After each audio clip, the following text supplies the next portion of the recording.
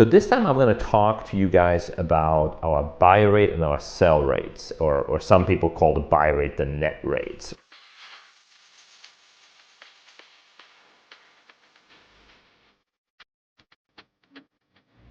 So at the end of the day, if you buy a freight rate from an ocean carrier or a trucking company and then sell it to your clients onward, and obviously, hopefully make a margin, right?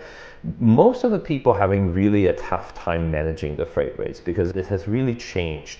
Traditionally, most of the freight rates were always sitting in contracts, and you had massive contracts with 1,000 rates in there, and you would upload that into a freight management system that we would then use.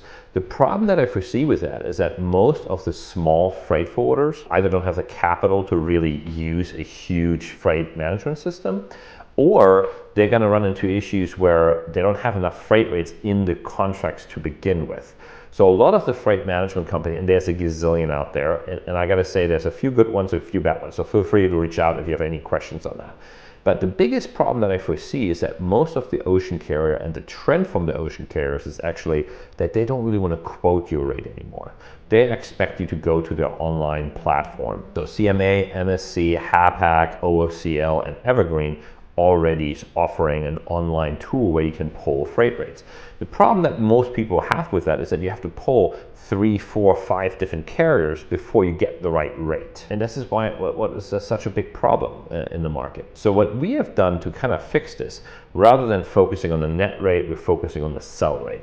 And it's a good old spreadsheet, and I know we all hate spreadsheets and we're trying to get away from this, but if we keep track of all the freight rates that we quote the client, you can really throw out very quick indications to other clients, as long as you know obviously what's based on. So in this case, if we quote a particular customer, we say customer ABC moved a container from LA to Shanghai and the rate was X, then we just say, hey, this is a Hapag rate pulled online on 5/3.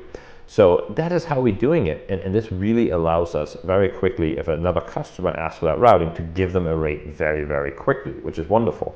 Also, that it helps you that you don't have to pull 5 or 6, 7, 8 carriers at the same time, which we obviously always want to save money.